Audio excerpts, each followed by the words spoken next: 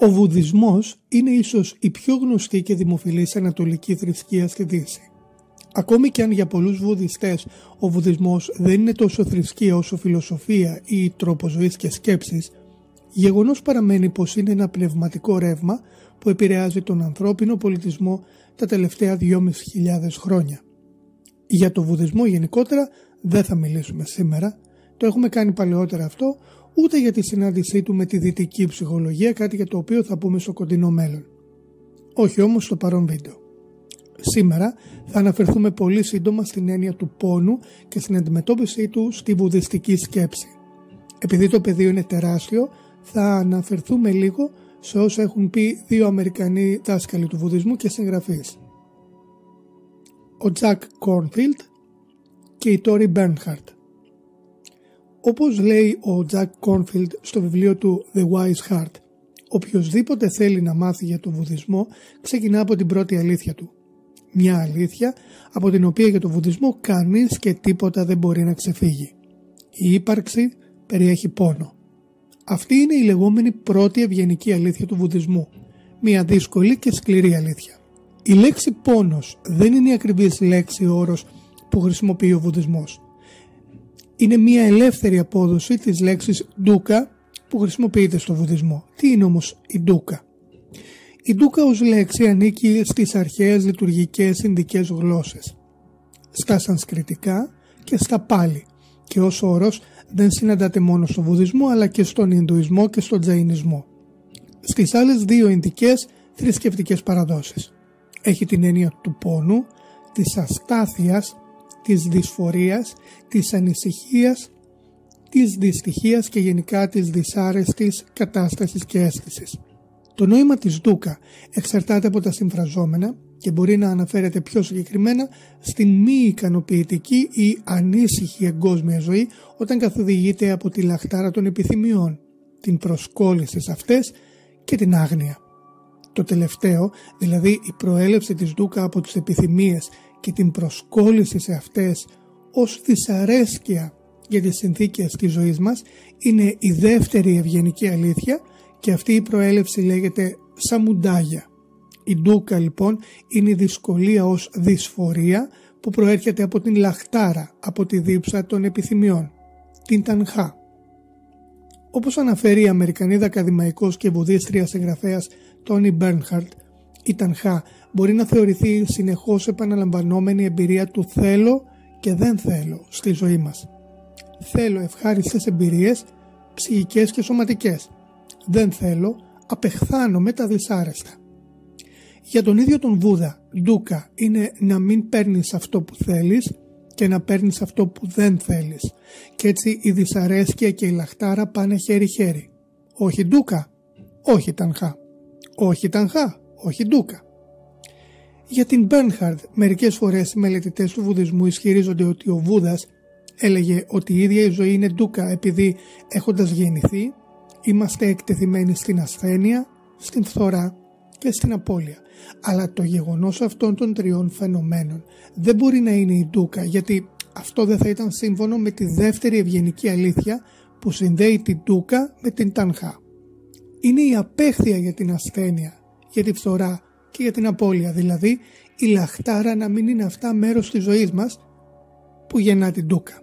Συνεχίζοντας η Bernhardt λέει πως καθώς κοίταζε πιο βαθιά την πρώτη ευγενική αλήθεια, διαπίστωσε ότι ακόμη και ο ενικός αριθμός στην ντούκα δεν είναι επαρκής.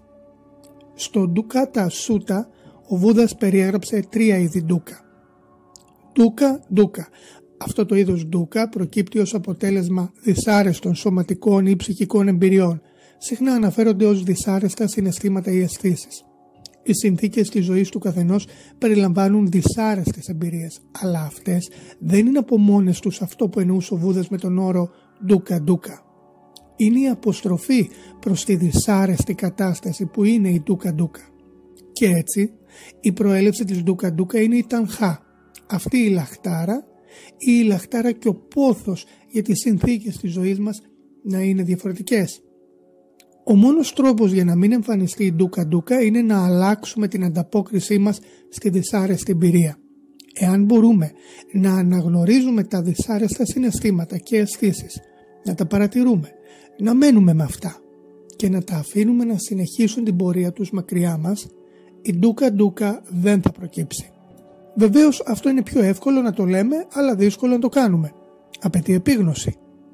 Η ντούκα προκύπτει μόνο όταν αντιδρούμε με αποστροφή στον σωματικό και ψυχικό πόνο, όταν δηλαδή λαχταρούμε να απολογούμε από τον πόνο και να τον αντικαταστήσουμε με ευχάριστες αισθήσεις και συναισθήματα. Σανκάρα ντούκα. Η σανκάρα, το δεύτερο είδος ντούκα, αναφέρεται στην εκούσια δημιουργία σκέψεων. Συχνά μεταφράζεται ως νοητικοί σχηματισμοί. Η σανκάρα ντούκα προκύπτει όταν πέρα από την απλή αποστροφή σε μια δυσάρεστη σωματική ή ψυχική εμπειρία βιώνουμε μια αγχωτική ψυχική κατάσταση και δραστηριότητα. Για παράδειγμα, επινοώντας πρέπει και δεν πρέπει. Κρίσεις, αξιολογήσεις, σκέψεις και ερωτήσεις γεμάτες άγχος. Η σανκάρα ντούκα έχει την προέλευση της στην τανχά, επειδή αυτή ως διανοητική δραστηριότητα αντανακλά μια λαχτάρα για τα πράγματα να είναι όπως τα θέλουμε. Όταν μπορούμε να αναγνωρίσουμε προσεκτικά τη δυσάρεστη αίσθηση, η ντούκα δεν εμφανίζεται. Προκύπτει μόνο όταν αντιδρούμε με αποστροφή σε αυτή την περίσταση. Λαχτάρα δηλαδή να σταματήσει ο πόνος. Και τότε η σανκάρα ντούκα παίρνει τη σκητάλη με σκέψεις όπως «Δεν είναι δίκαιο που έπαθα αυτό» και «Αν πάθω το άλλο, δεν αντέχω να μου συμβαίνει αυτό» κτλ. Μπορούμε να ανακουφιστούμε από τη σανκάρα ντούκα φέροντας αυτές τις σκέψεις σε συνειδητή επίγνωση. Στην πρακτική της ενσυνειδητότητας ή γνωστότερη ως mindfulness, εντός ή εκτός του διαλογισμού, συνειδητοποιούμε οποιασδήποτε αισθήσεις ή συναισθήματα έχουν προκύψει. Θα μπορούσαν να προέρχονται από εξωτερικά ερεθίσματα, σωματικά ερεθίσματα και αισθήσεις ή από την ψυχική μας αντίδραση σε αυτά τα ερεθίσματα. Εάν αυτό το ερέθισμα είναι δυσάρεστο, η ψυχική μας αντίδραση μπορεί να κυμαίνεται από μια απλή λαχτάρα να σταματήσει, ντούκα δηλαδή, έως τους νοητικούς σχηματισμούς της σανκάρα ντούκα, όπως «Αν δεν σταματήσει να συμβαίνει αυτό, εγώ θα αντιδράσω έτσι». Για την Bernhard, καθώς γινόμαστε πιο επιδέξιες και επιδέξιες στην καλλιέργεια και στη διατήρηση της επίγνωσης, είμαστε σε θέση να μετατοπίσουμε την εστίασή μας από την ευχάριστη ή τη δυσάρεστη αίσθηση της εμπειρίας μας στον μη μόνιμο χαρακτήρα της, δηλαδή στο ότι είναι κάτι προσωρινό. Αυτή η επίγνωση της παροδικότητας μας δίνει τη δυνατότητα να δούμε ότι η προσπάθεια να ελέγξουμε την εμπειρία μας για να την κάνουμε ευχάριστη απλώς αυξάνει τον πόνο στη ζωή μας. Η καλλιέργεια της ενσυνειδητότητας ή mindfulness μπορεί επίσης να μας βοηθήσει να αμφισβητήσουμε την εγκυρότητα των σκέψεών μας. Το να μάθουμε να αμφισβητούμε την αξιοπιστία αυτών των νοητικών σχηματισμών μπορεί να μας απαλλάξει από μοτίβα σκέψης που διαιωνίζουν τον πόνο. Μπορούμε επίσης να ανακουφιστούμε από τέτοιου είδους ταλαιπωρία καλλιεργώντας τις λεγόμενες 4 αμέτρητες τάσεις του βουδισμού: στοργική καλοσύνη, συμπόνια, συμπαθητική χαρά και ηρεμία. Βιπαρινάμα ντούκα. Ενώ η ντούκα προκύπτει ως απάντηση σε δυσάρεστες εμπειρίες, η βιπαρινάμα ντούκα προκύπτει ως απάντηση σε ευχάριστες εμπειρίες. Συνδέεται με την παροδικότητα ή την αλλαγή των εμπειριών. Βιπαρινάμα σημαίνει αλλαγή. Όπως και με τα άλλα δύο είδη ντούκα, η προέλευση της βιπαρινάμα ντούκα είναι η λαχτάρα. Όταν απολαμβάνουμε μια ευχάριστη εμπειρία, λαχταρούμε να συνεχιστεί. Στην πραγματικότητα θα μπορούσαμε να φτάσουμε στα άκρα για να συνεχιστεί η ευχάριστη εμπειρία. Η βιπαρινάμα ντούκα προκύπτει όταν αναπόφευκτα ο παγκόσμιος νόμος της παροδικότητας αφήνει αυτή τη λαχτάρα ανικανοποίητη. Μπορεί να υπάρχει βαθύτερα ως αίσθηση κατά τη διάρκεια μιας ευχάριστης εμπειρίας. Συχνά υπάρχει μια υποκείμενη ανησυχία ή δυσαρέσκεια ακόμη και όταν είμαστε χαρούμενες και χαρούμενοι, επειδή σε σπλαχνικό επίπεδο γνωρίζουμε ότι δεν θα διαρκέσει. Όπως επισημαίνει ο Ρίτσαρντ Γκόμπριχ στο What the Buddha Thought, τίποτα που είναι μόνιμο δεν μπορεί να είναι πλήρως ικανοποιητικό. Ο Βούδας είδε ότι η εμπειρία πάσχει από την παροδικότητα όλων των εγκόσμιων φαινομένων, μια παροδικότητα που αργά ή γρήγορα θα τα καταστήσει μη ικανοποιητικά. Η εμπειρία μας από την παροδικότητά τους μπορεί να αντιμετωπιστεί με επιτυχία, υποστήριξε, μόνο αν συμβιβαστούμε με αυτό. Ότι δεν πρέπει να θέλουμε μονιμότητα για εμάς ή τους αγαπημένους μας, γιατί δεν πρόκειται να την αποκτήσουμε ποτέ. Η τανχά ή η λαχτάρα βρίσκεται επίσης στη βάση της Βιπαρινάμα ντούκα. Σε αυτή την περίπτωση η λαχτάρα μας για το προσωρινό να είναι μόνιμο. Αλλά όπως μας είπε ο Βούδας, αυτό δεν πρόκειται να συμβεί. Η Μπέρνχαρντ προτείνει μια πρακτική ανακούφισης των παραπάνω. Την ονομάζει άσκηση ανίχνευσης. Πρώτον, προσπαθούμε να συνειδητοποιήσουμε πότε είναι παρούσα η ντούκα. Αυτό απαιτεί προσοχή, επειδή και τα τρία είδη ντούκα μπορεί να είναι δύσκολο να ξεχωριστούν.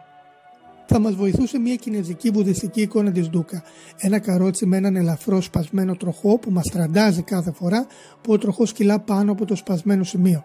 Έτσι, μόλις αισθανθούμε λίγη δυσαρέσκεια, σταματάμε και λέμε «Α, αυτή είναι η ντούκα».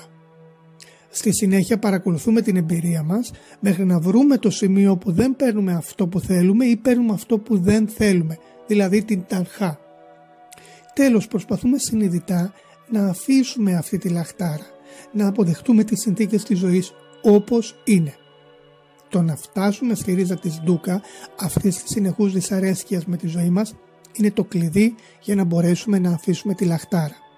Εάν έχουμε επίγνωση του πότε δεν παίρνουμε αυτό που θέλουμε ή όταν παίρνουμε αυτό που δεν θέλουμε, τότε μπορούμε να κάνουμε μια συνειδητή επιλογή να αφήσουμε αυτή τη λαχτάρα να μας προσπεράσει. Η Μπέρνχαρντ υποστηρίζει πως όταν κάνει αυτή την άσκηση είναι μια ευπρόσδεκτη ανάπαυλα από την ταλαιπωρία να προσπαθεί να διαμορφώσει κάθε περίσταση της ζωής της σύμφωνα με τις προτιμήσεις της. Είναι για αυτήν μια γεύση ελευθερίας, μια γεύση που παραμένει. Αυτή η ελευθερία έχει μια ευρύχωρη ανοιχτή ποιότητα. Είναι η υπόσχεση που μας έδωσε ο Βούδας στην τρίτη ευγενική αλήθεια, στην Ιρόντα. Μέσω της εγκατάλειψης της λαχτάρας η διακοπή του πόνου είναι δυνατή.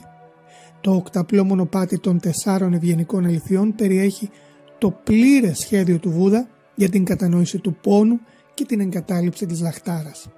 Είναι το μονοπάτι που μας προσφέρει τη δυνατότητα να αξιοποιήσουμε τις ανθρώπινες δυνατότητές μας μέσω της καλλιέργειας της σοφίας, των ηθικών προθέσεων και της εκπαίδευσης του μυαλού. Η τέταρτη ευγενική αλήθεια, η Μάργα, είναι το ευγενές οκταπλό μονοπάτι. Είναι το μονοπάτι που οδηγεί στον περιορισμό της τανχά και της ντούκα.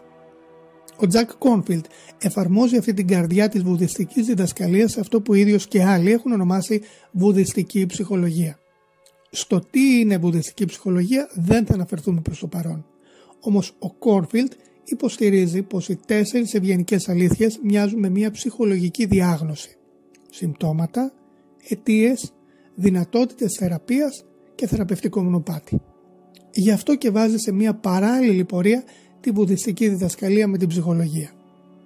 Αυτή όμως είναι μια άλλη ιστορία που θα πούμε μια άλλη φορά. Σας ευχαριστώ πολύ.